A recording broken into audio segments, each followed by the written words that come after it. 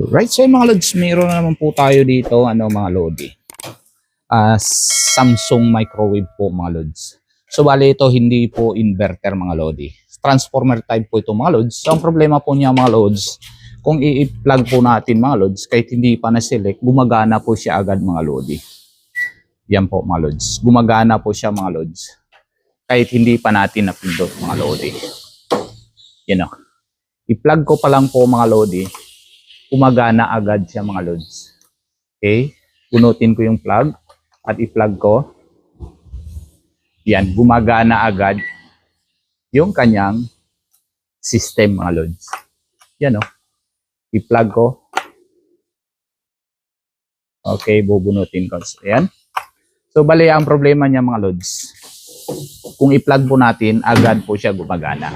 So, gagawin po natin mga lodi, kung sa Panasonic microwave inverter po kasi mga lods, ang problema niya, pag gumagana siya, pagka-on pa lang natin mga lods, kaya hindi pa natin na-start, ang problema niya nasa door switch mga lods. So, ngayon gagawin po natin, papalitan po natin, meron po tayong extra dito na control board niya o kaya tawag dito, PCB board po mga lods. So, basta bahala na kayo kung anong tawag nyo dyan mga lods. Total malaki na po kayo mga lodi.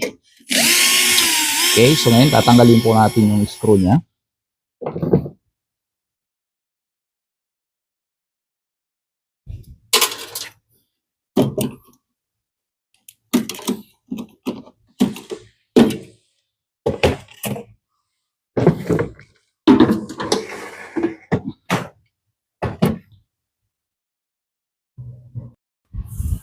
Okay, sa pagpalit po dito sa control board po mga lods, kailangan po natin bunutin yung kanyang flex mga lods. Itong flex, tapos may isang screw, tapos may dalawang lock po yan mga lods. So yan, tanggalin po natin yung isang screw.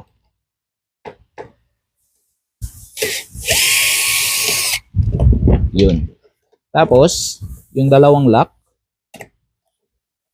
yun o. Saka po natin hilain mga lods at ipapalit na po natin yung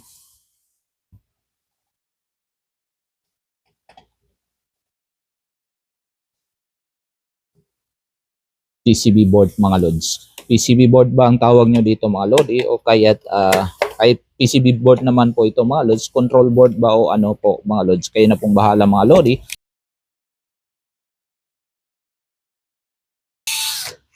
Okay, at paalala lang po mga lodi, ang video ito mga lods, wala pong gabay ng sino mang eksperto po dito mga lods. Ito ay nagbabase lamang sa aking actual na experience po mga lods, kung ano po yung nangyayari dito sa trabaho ko po mga lodi. So yan. So yan, natapos na po natin ilagay. Ilagay na po natin yung kanyang board. Okay, so yan, ilagay na po natin yung kanyang board mga lods. Okay, sundan lang po natin yung kanyang guide.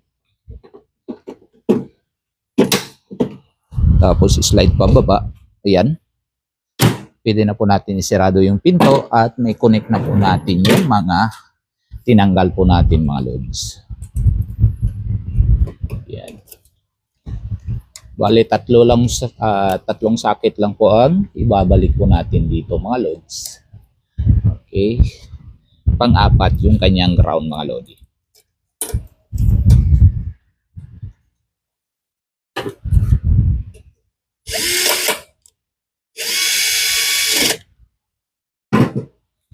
Yun. So yan mga lods, i-plug na po natin mga lodi. So yan, naka-plug na po siya mga lods. Okay, check po natin, naka-on na po siya mga lodi. Tumunog na din po siya mga lods. Okay, ikot po natin mga lodi. Yun no. So hindi na po siya umandar mga lods. So kailangan na po natin pindutin ng 100 para maging 1 minute and start po natin mga lods. Saka po siya aandar mga lodi.